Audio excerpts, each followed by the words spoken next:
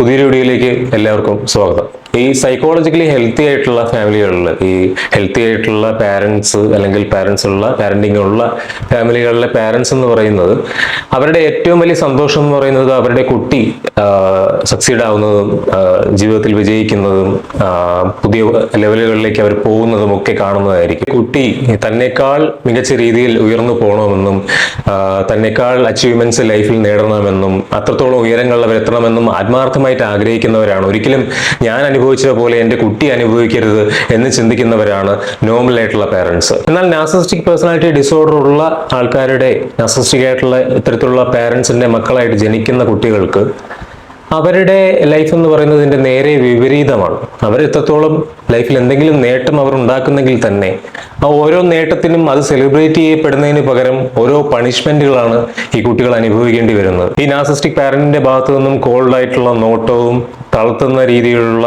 Manipulating ആയിട്ടുള്ള ശ്രമങ്ങളും ഒരു തരത്തിലുള്ള അസൂയയും ഒരിക്കലും ഒരു പാരന്റിന് ഒരു കുട്ടിയോട് വരാൻ പാടില്ലാത്തതാണ് അസൂയ എന്ന് പറയുന്നത്. ഇത്തരത്തിൽ അങ്ങേയറ്റം അൺനാച്ചുറൽ ആയിട്ടുള്ള അങ്ങേയറ്റം ദാരുണമായിട്ടുള്ള ഒരു പാരന്റ് ചൈൽഡ് റിലേഷൻഷിപ്പിലെ ഒരു ഡൈനാമിക് ആണ് ഇന്നത്തെ വീഡിയോയിൽ നമ്മൾ എക്സ്പോസ് ചെയ്യാൻ പോകുന്നത്, അല്ലെങ്കിൽ അതിനെക്കുറിച്ചാണ് നമ്മൾ ഇന്ന് സംസാരിക്കാൻ പോകുന്നത്. നമ്മൾ ഇതിന്റെ സൈക്കോളജിക്കൽ സയൻസ്, ഇതിന്റെ പിറകിലുള്ള സൈക്കോളജിക്കൽ ആയിട്ടുള്ള സയന്റിഫിക് ആയിട്ടുള്ള കാരണങ്ങൾ എന്തൊക്കെയാണ് എന്നുള്ളത് ഓരോന്നോരോന്നായിട്ട് ബ്രേക്ക് ഡൗൺ ചെയ്യാൻ പോവുകയാണ്.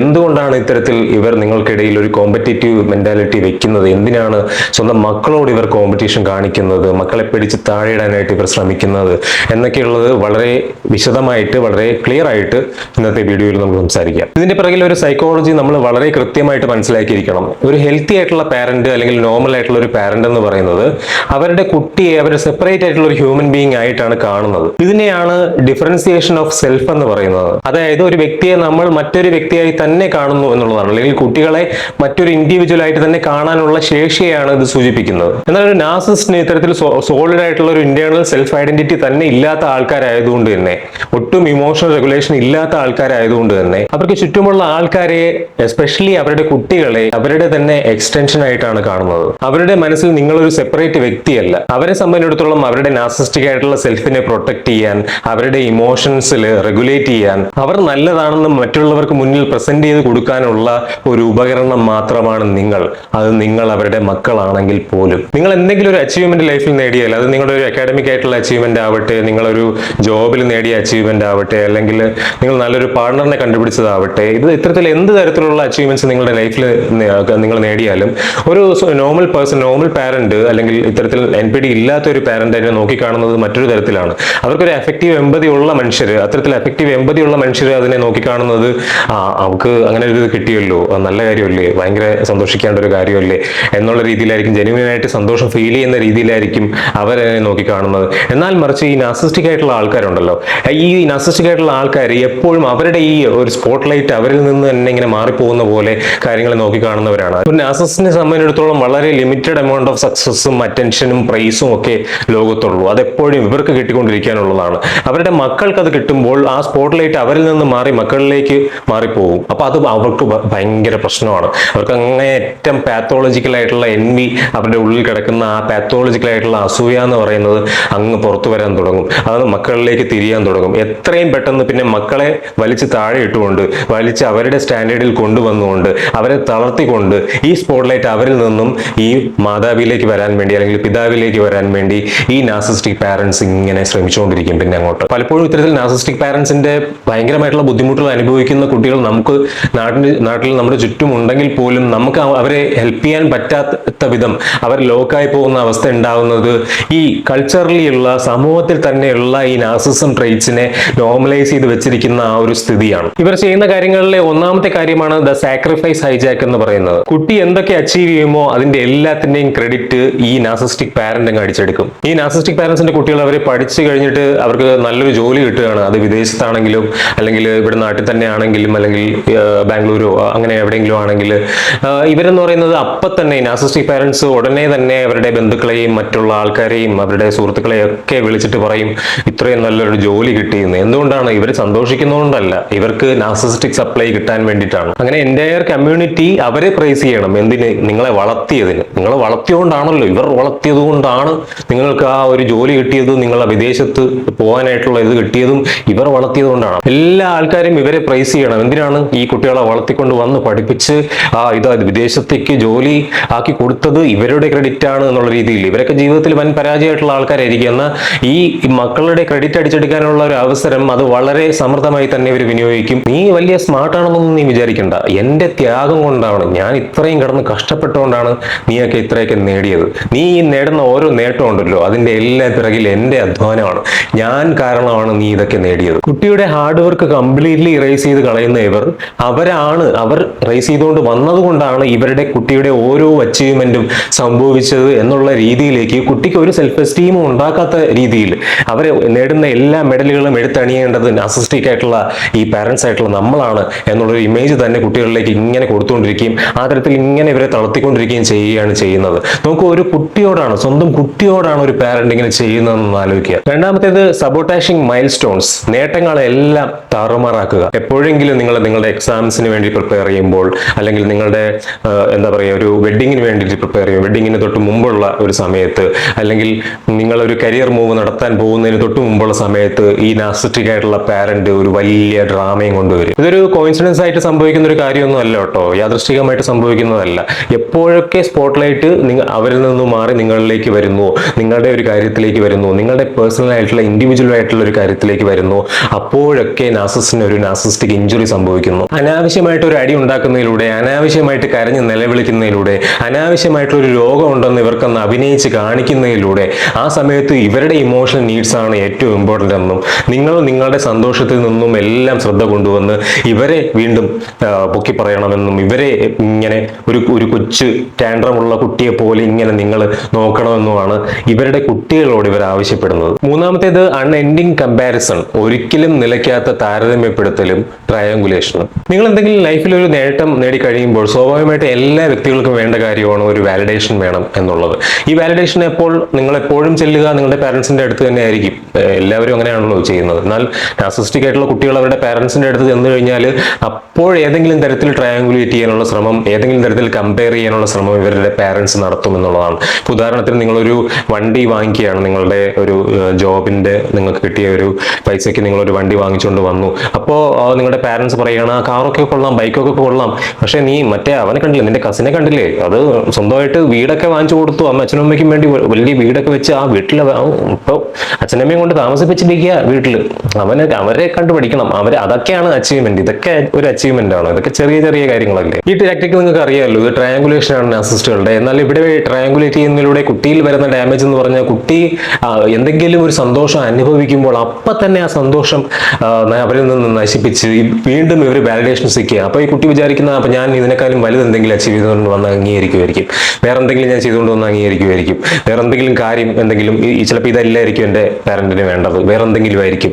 അങ്ങനെ ഇവർ നിരന്തരം ഈ പാരന്റിനെ ഇംപ്രസ് ചെയ്യാൻ വേണ്ടിയിട്ട് പാരന്റ് ഒരു വാലിഡേഷൻ, എന്തെങ്കിലും ഒരു നല്ലത് ആ വായിൽ നിന്നും വരാൻ വേണ്ടിയിട്ട് ഇവർ ഇങ്ങനെ ശ്രമിച്ചുകൊണ്ടിരിക്കും ജീവിതത്തിൽ ഉടനീളം എന്നുള്ളതാണ്. അപ്പൊ എന്ത് ശ്രമിച്ചാലും എന്ത് കൊണ്ട് കാണിച്ചു കൊടുത്താലും ഒന്നും തൃപ്തിയില്ല, എല്ലാം ചെറിയ ചെറിയ നേട്ടങ്ങളാണ്, ഒന്നുമല്ല. കോൺസ്റ്റന്റ്ലി ഇവരെ മറ്റുള്ള സഹപാഠികളുമായിട്ട്, ഇവരുടെ കസിൻസ് ആയിട്ട്, ബന്ധുക്കളായിട്ട്, അത്തരത്തിലുള്ള കുട്ടികളായിട്ടൊക്കെ ഇങ്ങനെ കമ്പയർ ചെയ്തുകൊണ്ടിരിക്കുക. ഇവര് ഇൻഎഡ്യൂക്കേറ്റ് ആണെന്നും ഒന്നിനും കൊള്ളാത്തവരാണെന്നും ഇവർ ചെയ്തതൊന്നും പോരാ എന്നും പോരാ എന്ന് എപ്പോഴും ഈ കുട്ടികളെ ഇങ്ങനെ ഫീൽ ചെയ്യിപ്പിച്ചുകൊണ്ടിരിക്കുക. എന്തുകൊണ്ടാണ് ഈ ഡൈനാമിക്കിനെ പറ്റിയിട്ട് നമ്മൾ നല്ല അവയർനെസ് നേടണം എന്നുള്ളത്? അത് നാർസിസ്റ്റിക് ആയിട്ടുള്ള കുട്ടികൾക്ക് വളരെ ഇമ്പോർട്ടൻ്റ് ആണ്. ഈ ഡൈനാമിക് നല്ല രീതിയിൽ മനസ്സിലാക്കേണ്ടതും നമ്മുടെ സെൽഫ് കെയറിലേക്ക് നമ്മുടെ ഫോക്കസ് ഷിഫ്റ്റ് ചെയ്തുകൊണ്ട് കൊണ്ടുവരാനും ഇനിയുള്ള ലൈഫിൽ പീസ്ഫുൾ ആയിട്ടുള്ള ഒരു ലൈഫ് ലീഡ് ചെയ്യാനുള്ള ഒരു ലൈഫ് ബിൽഡ് ചെയ്യാൻ വേണ്ടിയിട്ടുള്ള കാര്യങ്ങൾ ചെയ്യാനും ഇതിൽ അവയർനെസ് കൃത്യമായി ബിൽഡ് ചെയ്യേണ്ടത് വളരെയധികം ആവശ്യമുള്ളൊരു കാര്യമാണ്. നിങ്ങളുടെ പാരന്റ്സിന് NPD ഉണ്ടെന്നും ഇതൊരു നാർസിസ്റ്റിക് പേഴ്സണാലിറ്റി ഡിസോർഡർ ആണെന്നും ഈ ഡിസോർഡർ ഉള്ളവർ ഇത്തരത്തിലുള്ളവരായിരിക്കുമെന്നും മനസ്സിലാക്കാതിരുന്നു കഴിഞ്ഞാൽ നിങ്ങൾ ഇവരുടെ ഈ പാത്തോളജിക്കൽ envy, ഈ പാത്തോളജിക്കൽ ആയിട്ടുള്ള അസൂയ നിങ്ങളുടെ സ്വന്തം ഫെയിലിയർ ആണെന്നായിരിക്കും, അല്ലെങ്കിൽ നിങ്ങളുടെ സ്വന്തം പരാജയമാണെന്നായിരിക്കും വിചാരിക്കുക. ഇത് എപ്പോഴും നമ്മളെ സെൽഫ് ഡൗട്ട് ചെയ്യുന്ന തരത്തിലേക്കുള്ള ഒരു ഇമ്പോസ്റ്റർ സിൻഡ്രം നമ്മൾ ഉണ്ടാക്കാനും അത് കാരണം തന്നെ നമുക്ക് ലൈഫിൽ ഒന്നും മുന്നോട്ട് പോകാൻ പറ്റാത്തൊരു അവസ്ഥയും, നമ്മൾ സ്വയം നമ്മളെ തന്നെ നശിപ്പിക്കുന്ന, സെൽഫ് ഹാം ചെയ്യുന്ന, അല്ലെങ്കിൽ ഒരു കാര്യം നല്ലത് വന്നു കഴിഞ്ഞാൽ അതൊന്നും നമ്മൾ എടുക്കാതെ മാറി നിൽക്കുന്ന ഒരു അവസ്ഥയിലേക്ക് നമ്മൾ എത്തുന്ന ഒരു സ്ഥിതിവിശേഷം നമ്മളിൽ ഉണ്ടാകും. അതുകൊണ്ട് തന്നെ ഈ അഡൽട്ടായിട്ടിരിക്കുന്ന നാർസിസ്റ്റിക് പാരൻസിന്റെ കുട്ടികൾ പോലും അവർ സബ് കോൺഷ്യസ്ലി തന്നെ അവരുടെ ലൈറ്റ് ഒന്ന് ഡിമ്മാക്കിയ അവസ്ഥയിലായിരിക്കും അവർ ജീവിക്കുന്നത് തന്നെ എന്ന് പറയുന്നത്. കാരണം ഒരു രീതിയിലും എന്തെങ്കിലും സന്തോഷം തരുന്ന എന്തെങ്കിലും കാര്യം ലൈഫിൽ വന്നു കഴിഞ്ഞാൽ, ഇപ്പോൾ ജോബിലൊരു പ്രൊമോഷൻ വന്നു കഴിഞ്ഞാൽ വേണ്ടെന്ന് വെക്കുക, അല്ലെങ്കിൽ എന്തെങ്കിലും സന്തോഷമുള്ള കാര്യം സംഭവിക്കുന്നു കഴിഞ്ഞാൽ വേണ്ട അത് വേണ്ട എന്നുള്ള രീതിയിൽ അതിനെ മാറ്റി വെക്കുക. ചിലപ്പോൾ നല്ലൊരു ഡ്രസ്സ് വാങ്ങിക്കാനുള്ള ഓപ്പർച്യൂണിറ്റി ആയിരിക്കും, സ്വന്തമായിട്ട് അധ്വാനിച്ചുണ്ടാക്കിയ കാശിന് നല്ലൊരു ഡ്രസ്സ് വാങ്ങിച്ചിട്ട് ഇടാനുള്ള ഒരു ഇതായിരിക്കും, അതുപോലും വേണ്ടാന്ന് വെക്കുന്ന ആ ഹാപ്പിനെസ് പോലും ഞാൻ ഡിസേർവ് ചെയ്യുന്നില്ല എന്ന് കരുതുന്ന അവസ്ഥയിലേക്ക് ഈ കുട്ടികൾ മാറിപ്പോകുന്നത് പലതും ഞാൻ എൻ്റെ കണ്ണിൽ കണ്ടതും ഞാനിപ്പോൾ സംസാരിച്ചിരിക്കുന്ന ഒരുപാട് പേരിൽ നിന്ന് ഞാനിത് കണ്ട കാര്യമാണ്, അറിയുന്ന കാര്യമാണ്. So this is A very very very psychologically painful dynamic. പക്ഷേ ബ്രെയിൻ ഒരു തരത്തിൽ ട്രെയിൻ ചെയ്യപ്പെട്ടിരിക്കുകയാണ്. നമ്മൾ സക്സസ്ഫുൾ ആയിട്ടുള്ള ഇത്തരത്തിലുള്ള കാര്യങ്ങൾ എന്തെങ്കിലും നേരിടണമെങ്കിൽ അപ്പോൾ നമുക്കൊരു പണിഷ്മെന്റ് വരുമെന്ന്. അതുകൊണ്ട് തന്നെ അത് നേട്ടത്തിലേക്ക് എത്താതിരിക്കാൻ, അല്ലെങ്കിൽ നേട്ടം ഉണ്ടായാൽ പോലും അത് അനുഭവിക്കാൻ പറ്റാത്ത അവസ്ഥയിലേക്ക് നമ്മൾ മാറിയിട്ടുണ്ട്. അത് നമ്മൾ ഈ ഒരു തിരിച്ചറിവ് നമ്മൾ ഉണ്ടാകുന്നത് എന്തിനാണെന്ന് വെച്ച് കഴിഞ്ഞാൽ ഇനി ഈ ഒരു പാറ്റേൺ മാറ്റിയെടുത്ത് കൊണ്ടുവരാൻ വേണ്ടിയിട്ടാണ്. ഇനി എന്തൊക്കെ അതിന് ചെയ്യാൻ പറ്റുമെന്നുള്ള കാര്യം മനസ്സിലാക്കാൻ വേണ്ടിയിട്ടാണ്. എങ്ങനെയാണ് ഇതിൽ നിന്ന് നമ്മളെ പ്രൊട്ടക്ട് ചെയ്യേണ്ടത്, നമ്മളിൽ നിന്നും പുറത്തു വരേണ്ടത്? നമ്മളിവിടെ ചുരുങ്ങിപ്പോയി കഴിഞ്ഞാൽ, ഇത്തരത്തിലുള്ള ചുരുങ്ങിയ അവസ്ഥയിൽ നമ്മൾ നിലനിന്ന് കഴിഞ്ഞാൽ ഈ നാർസിസ്റ്റിക് പാരന്റ് പിന്നെയും നിങ്ങളെ ഫെയിലിയർ ആണെന്ന് പറഞ്ഞുകൊണ്ടിരിക്കുകയെ ചെയ്യുള്ളൂ. അവർ പിന്നെയും ഈ രീതിയിൽ തന്നെയാണ് പ്രൊജക്ട് ചെയ്ത് കാണിക്കുക. അല്ലാതെ അവരുടെ നേച്ചറിൽ നിങ്ങളെ ബുദ്ധിമുട്ടിക്കുന്ന സ്വഭാവത്തിൽ യാതൊരു മാറ്റവും വരികയില്ല. നമ്മുടെ സർവൈവൽ സ്ട്രാറ്റജി എന്ന് പറയുന്നത് ഇവരുടെ അപ്രൂവൽ എടുക്കുന്നതിൽ നിന്ന് റാഡിക്കൽ ആയിട്ടുള്ള ഇവരുമായിട്ടുള്ള ഒരു ഡിറ്റാച്ച്മെന്റിലേക്ക് നമ്മൾ ആദ്യം എത്തണം. ആദ്യം നിങ്ങൾ ഇൻഫർമേഷൻ ഡയറ്റ് എടുക്കുക എന്ന് പറയുന്ന കാര്യം ഇവരോട് പ്രാക്ടീസ് ചെയ്യണം എന്നുള്ളതാണ്. ഇതെന്താണ് ഉദ്ദേശിക്കുന്നതെന്ന് വെച്ച് കഴിഞ്ഞാൽ, നമ്മുടെ സന്തോഷം നമ്മൾ ഇവർക്ക് ചവിട്ടാനായിട്ട് കൊണ്ട് ഇട്ടുകൊടുത്താലേ ഇവർ ചവിട്ടുകയുള്ളൂ. ആ ഇൻഫർമേഷൻ ആദ്യം ഇവരിൽ എത്തിക്കുന്നതിൽ നിന്നും നിങ്ങൾ പ്രത്യേകം ശ്രദ്ധിക്കുക, പ്രത്യേകം ഡിറ്റാച്ച്മെന്റ് എടുക്കുക. കാരണം ഇവിടെ നമ്മുടെ ഫിനാൻഷ്യൽ ആയിട്ടുള്ള കാര്യങ്ങൾ, പ്ലാനുകൾ ഉണ്ടെങ്കിൽ, നമ്മുടെ ഗോളുകൾ ഉണ്ടെങ്കിൽ, നമ്മുടെ ജീവിതത്തിലുള്ള പേഴ്സണൽ ഗോൾസ്, ഫിനാൻഷ്യൽ ഗോൾസ്, നമ്മൾ സന്തോഷിക്കുന്ന കാര്യങ്ങൾ, അല്ലെങ്കിൽ നമ്മുടെ റിലേഷൻഷിപ്പുമായിട്ട് ബന്ധപ്പെട്ടുള്ള മറ്റു കാര്യങ്ങൾ, പ്ലാൻസ്, അത്തരത്തിലുള്ള കാര്യങ്ങളൊന്നും നിങ്ങൾ നാർസിസ്റ്റിക് പാരന്റുമായിട്ട് ഡിസ്കസ് ചെയ്യുകയോ ഷെയർ ചെയ്യുകയോ ചെയ്യരുത്. നിങ്ങളുടെ സന്തോഷങ്ങൾ, നിങ്ങളുടെ വിജയങ്ങൾ, നിങ്ങളുടെ കൊച്ചു കൊച്ചു നേട്ടങ്ങൾ, ഇതൊക്കെ സേഫ് ആയിട്ടുള്ള ആൾക്കാരോട് മാത്രമേ നിങ്ങൾ ഷെയർ ചെയ്യുള്ളൂ. അതായത് സേഫ് എന്ന് ഉദ്ദേശിക്കുന്നത് നിങ്ങളുടെ സന്തോഷം പറഞ്ഞു കഴിഞ്ഞാൽ അത് അവരുടെ സ്വന്തം സന്തോഷം പോലെ സെലിബ്രേറ്റ് ചെയ്യുന്ന ആൾക്കാരുണ്ടല്ലോ, എമ്പത്തറ്റിക് ആയിട്ട് അത് മനസ്സിലാക്കി നിങ്ങളുടെ സന്തോഷം കണ്ട് ജെന്യുവൻ ആയിട്ട് സന്തോഷിക്കുന്ന ആൾക്കാർ, അത്തരം ആൾക്കാർ നിങ്ങളുടെ ലൈഫിൽ ഒരാളായാലും കുഴപ്പമില്ല. അത്തരം സേഫ് ആയിട്ടുള്ള വ്യക്തികളോട് മാത്രമേ നിങ്ങളുടെ ഇത്തരം ഇൻഫർമേഷൻസ്, നിങ്ങളുടെ വിജയങ്ങളും ചെറിയ ചെറിയ കാര്യങ്ങൾ പോലും, സന്തോഷിക്കുന്ന കാര്യങ്ങൾ പോലും ഷെയർ ചെയ്യാവൂ. നിങ്ങളുടെ നാർസിസ്റ്റിക് ആയിട്ടുള്ള പാരന്റിൽ കൊണ്ട് ഷെയർ ചെയ്ത് കഴിഞ്ഞാൽ അവർ ഇതുവരെ കാണിച്ചു തരുന്ന ഒരു മാറ്റവും ഒരു ഇമ്പ്രൂവ്മെന്റും ഇനി അങ്ങോട്ട് അവരുടെ ലൈഫിൽ എന്തായാലും വരാൻ വേണ്ടി പോകുന്നില്ല. അവരെ സെലിബ്രേറ്റ് ചെയ്യില്ല. ഏതെങ്കിലും തരത്തിൽ നിങ്ങളുടെ ആ സന്തോഷത്തിനെ നശിപ്പിച്ച് ബുദ്ധിമുട്ടിച്ച് നിങ്ങളെ വീണ്ടും സഫോക്കേറ്റ് ചെയ്യാനേ ഇവർ ശ്രമിക്കുകയുള്ളൂ. രണ്ടാമത്തേത് ഗ്രേ റോക്ക് മെത്തേഡ് പ്രാക്ടീസ് ചെയ്യുക എന്നുള്ളതാണ്. ഇതെങ്ങനെയാണ് പ്രാക്ടീസ് ചെയ്യേണ്ടതെന്ന് വളരെ വ്യക്തമായിട്ട് ഞാൻ പറയാം. നിങ്ങളെ ഏതെങ്കിലും ആൾക്കാരോട് ഇത്തരത്തിൽ ട്രയാങ്കുലേറ്റ് ചെയ്തുകൊണ്ട്, ഇവർ കമ്പയർ ചെയ്തുകൊണ്ട് നിങ്ങളുടെ സന്തോഷം അല്ലെങ്കിൽ നിങ്ങൾ നേടിയ ഒരു അച്ചീവ്മെന്റ് ആണെങ്കിൽ അതിനെ ഇകഴ്ത്തിക്കെട്ടാൻ വേണ്ടി ശ്രമിക്കുമ്പോൾ നിങ്ങളെ ഡിഫെൻഡ് ചെയ്യുകയോ ഇവരുടെ അടുത്ത് കൂടുതൽ എക്സ്പ്ലെയിൻ ചെയ്യുകയോ ചെയ്യരുത് എന്നുള്ളത് പ്രത്യേകം ശ്രദ്ധിക്കേണ്ട ഒരു കാര്യമാണ്. ആ സാഹചര്യങ്ങളിൽ നിങ്ങൾ വളരെ ചുരുങ്ങിയ വാക്കുകളിൽ നിങ്ങൾ മറുപടി കൊടുക്കുക. ഇവർക്ക് ഇമോഷൻ കാണിക്കാത്ത രീതിയിലുള്ള ഇമോഷണൽലെസ് ആയിട്ടുള്ള മറുപടികൾ. അത് ശരി, ഇൻട്രസ്റ്റിംഗ് ആണല്ലോ. ഇങ്ങനെയുള്ള ഒരു അൺറെസ്പോൺസീവ് ആയിട്ടുള്ള മറുപടികൾ മാത്രമേ ഇവർ ഇത്തരത്തിലുള്ള ടാക്ടിക്കുകൾ എടുക്കുമ്പോൾ നിങ്ങൾ പറയാനായി പാടുള്ളൂ. എന്ത് ഇമോഷണൽ റിയാക്ഷൻ ആണോ അവരെപ്പോൾ നമ്മളിൽ നിന്നും എടുക്കാൻ ശ്രമിക്കുന്നത്, ആ റിയാക്ഷൻ അവിടെ കൊടുക്കാതിരുന്നുകൊണ്ട് അവരെ അങ്ങേയറ്റം സ്റ്റാർവ് ചെയ്യിപ്പിക്കുക എന്നുള്ളതാണ് അവിടെ നിങ്ങൾ ചെയ്യേണ്ടത്. മൂന്നാമത്തേത് നിങ്ങളുടെ ഓട്ടോണോമി തിരിച്ചു പിടിക്കുക എന്നുള്ളതാണ്. നിങ്ങൾ നേടിയ ഡിഗ്രി, നിങ്ങൾ നേടിയ വിദ്യാഭ്യാസം, നിങ്ങൾ നേടിയ ജോലി, നിങ്ങൾ നേടിയെടുത്ത ഇപ്പോഴുള്ള നിങ്ങളുടെ ലൈഫ് എന്ന് പറയുന്നത് അത് നിങ്ങളുടെ മാത്രമാണ്. മൂത്തവരെ ബഹുമാനിക്കുക എന്ന് പറയുന്നത്, മൂത്തവർക്ക് നമ്മളൊരു പഞ്ചിങ് ബാഗ് ആയിട്ട്, ഇമോഷണൽ പഞ്ചിങ് ബാഗ് ആയിട്ട് ഇടിക്കാൻ വേണ്ടിയിട്ട് 24 മണിക്കൂർ ഇടിച്ചുകൊണ്ടിരിക്കാൻ വേണ്ടിയിട്ട് നിന്നു കൊടുക്കുക, അല്ലെങ്കിൽ എപ്പോഴും ചവിട്ടിത്തേക്കാനുള്ള ചവിട്ട് മെത്തായിട്ട് അവരുടെ മുന്നിൽ പോയി കിടക്കുക എന്നുള്ളതല്ലല്ലോ. അതിന് വേണ്ടിയിട്ട് നമ്മൾ ഇനി ഒരിക്കലും ശ്രമിക്കേണ്ട കാര്യമില്ല. ഇനി അങ്ങോട്ടുള്ള നിങ്ങളുടെ ലൈഫിൽ ഇവരുടെ പാത്തോളജിക്കലായിട്ടുള്ള എൻവി, ആ അസൂയയെ, നിങ്ങളുടെ അംബിഷൻസിനെ അഫക്റ്റ് ചെയ്യാതിരിക്കാൻ വേണ്ടിയിട്ട് എപ്പോഴും ശ്രദ്ധിക്കുക. വലിയ നേട്ടങ്ങളിലേക്ക്, വലിയ സ്വപ്നങ്ങളിലേക്ക് ഇനിയും പൊയ്ക്കൊണ്ട് തന്നെ ഇരിക്കുക. അതിരുകളില്ലാത്ത സ്വപ്നങ്ങളിലേക്ക് നേട്ടങ്ങളിലേക്ക് നിങ്ങൾ സഞ്ചരിക്കുക, നേട്ടങ്ങളിലേക്ക് നിങ്ങൾ എത്തുക. ആ നേട്ടങ്ങൾ ഓരോന്നും നിങ്ങൾ നേടുമ്പോൾ നിങ്ങളുടെ ബ്രില്യൻസിന് ഒരിക്കലും നിങ്ങൾ അവർക്ക് ക്രെഡിറ്റ് കൊടുക്കരുത്. നിങ്ങളുടെ വിജയം, നിങ്ങളുടെ നേട്ടം, നിങ്ങളുടെ സക്സസ് അത് നിങ്ങളുടെ മാത്രമാണ്. ഈ ഡീപ്പായിട്ടുള്ള പെയിൻഫുൾ ആയിട്ടുള്ള ഫാമിലി ഡൈനാമിക് നിങ്ങൾക്ക് ഒരുവിധമെങ്കിലും മനസ്സിലാക്കാനായിട്ട് ഈ വീഡിയോ ഏതെങ്കിലും തരത്തിൽ ഹെൽപ്പ് ചെയ്തിട്ടുണ്ടെങ്കിൽ മാക്സിമം നിങ്ങൾ നമ്പർ ഓഫ് ആൾക്കാരിലേക്ക് ഷെയർ ചെയ്ത്, വീഡിയോ ലൈക്ക് ചെയ്ത്, ചാനൽ സബ്സ്ക്രൈബ് ചെയ്ത് ചാനലിന്റെ ഭാഗമായിട്ട് എന്നെ സപ്പോർട്ട് ചെയ്യുക. നിങ്ങൾ നാർസിസ്റ്റിക് വിക്ടിംസ് ആയിട്ടിരിക്കുന്നവർക്ക് എൻ്റെ സെഷൻ എടുക്കണമെന്നുണ്ടെങ്കിൽ ഞാൻ ഓൾറെഡി സെഷൻ കൊടുത്തുകൊണ്ടിരിക്കുകയാണ്, 1-on-1 സെഷൻസ് എടുത്തുകൊണ്ടിരിക്കുകയാണ്. അതിന്റെ ഡീറ്റെയിൽസ് ഈ വീഡിയോയുടെ താഴെ കമന്റ് സെക്ഷനിൽ ഞാൻ പിൻ ചെയ്ത് വെച്ചിട്ടുണ്ടായിരിക്കും.